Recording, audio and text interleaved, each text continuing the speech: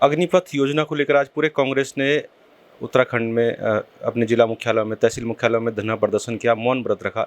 इन सब चीज़ पे बात करने के लिए हमारे पास धर्मपुर विधायक विनोद चमोली जी मौजूद हैं। भाई साहब, आप किस तरीके से देखते हैं ये विरोध कितना जायज़ है? क्योंकि कहीं न कहीं ये उत्तराखंड के अगर हम युवाओं की बात करें तो बहुत महत्वपूर्ण साबित होने वाली है योजना। देखिए, इस पूरे कांग्रेस के प्रदर्शन को अगर समझना है तो कांग्रेस को चरित्र को समझना पड़ेगा। अगर मैं बहुत लंबा पीछे न जाऊं तो अभी हमने सर्जिकल स्ट्राइक किए, ये वही कांग्रेस है जो उसको सबूत मांग रही थी। हम चाइना से लड़े, चाइना को हमने बैकफुट पे डाला, ये वही कांग्रेस थी कि जो प्रचारित कर रही थी कि नहीं साहब हमारी भूमि कब्जा हो गई, चाइना हम पर हावी हो गया। कहीं ना कहीं पूरे देश को डिमोरलाइज करने का काम इन्होंने किया है। और आज जब अग्निपथ जैसे योजनाएं आ रही हैं तो उसमें भी ये उसी भूमिका में है जैसे आज तक इनका चरित्र रहा है। जहाँ तक अग्निपथ योजना का प्रश्न है, और अग्निपथ योजना जब हम बात करते हैं तो अग्निवीर की बात करते हैं। मैं एक फौजी परिवार से हूँ। मेरा ये मानना है कि अगर एक दिन भी हमको सेना में रहकर अगर देश के सेवा करने का अवसर मिलता है तो मैं उसको अपना सौभाग्य समझता हूँ, क्योंकि मेरे लिए कोई नौकरी का विषय नहीं है, मेरे लिए देशभक्ति का विषय है। और अग्निवीर बनना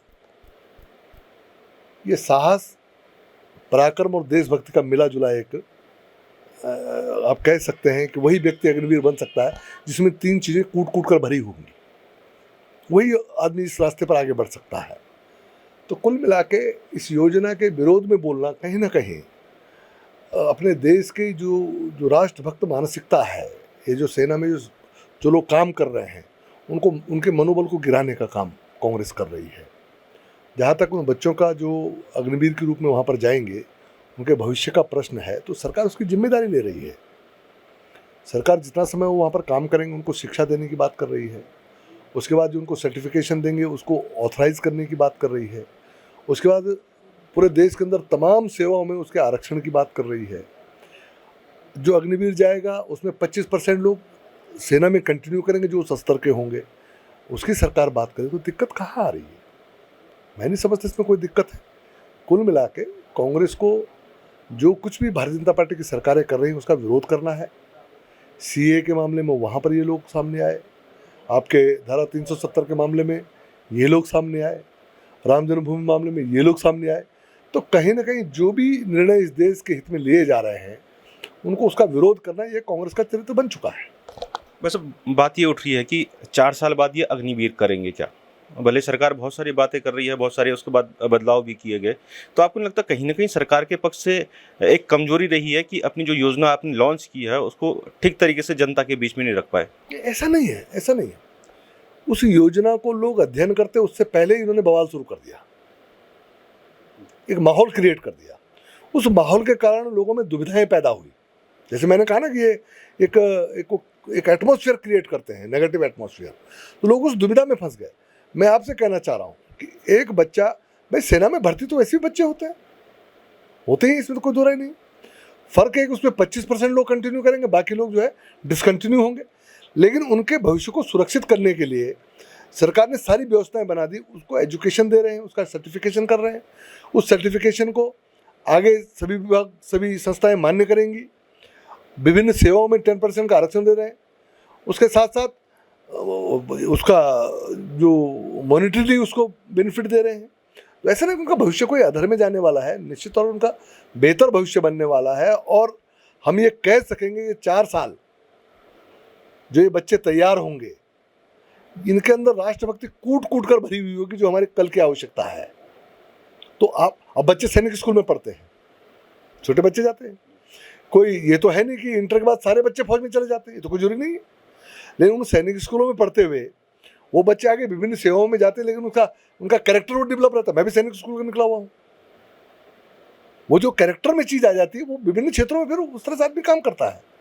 तो वो चीज़ें हमको वो आज भी रिफ्लेक्ट करती है हमारी वर्किंग में, हमारी सोच में रिफ्लेक्ट करती हैं। जो मेरी वहाँ की पढ़ाई है, चाहे बहुत थोड़े समय के लिए रही, लेकिन वो आज उसका असर है। तो कुल मिला के हम अच्छे नागरिक तैयार कर रहे हैं, देशभक्त नागरिक तैयार कर रहे हैं, उनके भविष्यों को सुरक्षित कर रहे हैं। कुल 46,000 वैकेंसी निकलनी है। 135 करोड़ का देश है, 46,000 वैकेंसियाँ निकलनी है। और हम कह रहे हैं कि हम उसके बाद भी आरक्षण दे रहे हैं उनको, तो कोई बच्चे का क्या नौकरी लगने से? आप कल्पना करिए ना। फिर ये जबरदस्ती नहीं है, जिसको जाना चाहेगा जाएगा, जो नहीं जानता मत जाओ भाई। जो तोड़फोड़ कर रहे हैं, जो आगजनी कर रहे हैं, राष्ट्र की संपत्तियां जला रहे हैं, तो मैं तो मानता हूँ ये वास्तव में जाने लायक नहीं है। जो राष्ट्र का नुकसान करता है वो क्या अग्निवीर बनेगा, वो क्या सैनिक बनेगा? अरे सैनिक तो वही बनेगा जिस राष्ट्र से प्यार करेगा, जिसको इस मिट्टी से प्यार होगा, जिसके अंदर साहस होगा, पराक्रम भरा होगा, वही तो जाएगा। तो ऐसे लोग जो सरकारी संपत्तियों को चोट पहुंचाकर अपनी वीरता का प्रदर्शन करते हैं, ये सेना के लायक लोग थोड़ा ना है। तो कुल मिलाकर अच्छा है, उनकी छटनी हो रही है, जो सही स्टेप है वही वहाँ जाए। बस अंत में क्या संदेश देना चाहेंगे आप उत्तराखंड के युवाओं को, क्योंकि यहाँ से हर परिवार से एक फौज में है? देखिए, मैं यही कहना चाहूँगा कि हम सैनिक प्रदेश के लोग हैं, और मेरा ये मानना है, मैं अक्सर बोलता भी हूँ, we are the born soldiers, we are the warriors, और हमको मार्शल लेस भी इसीलिए कहा गया है। तो हम साहस और पराक्रम से परिपूर्ण हैं, राष्ट्रभक्ति हमारा मूल कैरेक्टर है, और अगर एक दिन भी हमको सेना के माध्यम से देश की सेवा करने का अवसर मिलता है तो इसको हम अपना सौभाग्य समझेंगे। ये जसवंत सिंह का उत्तराखंड है, तो हम 21 साल का जसवंत सिंह अगर पूरी चाइना की फौज को रोक सकता है, 24 घंटों से लड़ सकता है, तो आप समझ सकते हैं यहाँ के बच्चे की मानसिकता क्या होगी। निश्चित तौर पर हमारे यहाँ से बहुत अधिक अग्निवीर निकलेंगे, और बाद में जब वो सेना से बाहर निकलकर अन्य सेवाओं में जाएंगे तो वहाँ भी अपने देश को कहीं ना कहीं आगे बढ़ाने का काम करेंगे। धन्यवाद भाई साहब। तो ये साफ है कि कहीं ना कहीं कांग्रेस और अन्य विपक्षी पार्टी इस योजना के तहत भड़काने की कोशिश कर रहे हैं, जो चमोली जी कर रहे हैं, और उत्तराखंड से सबसे ज़्यादा अग्निवीर निकलेंगे, ये चमोली जी का कहना है।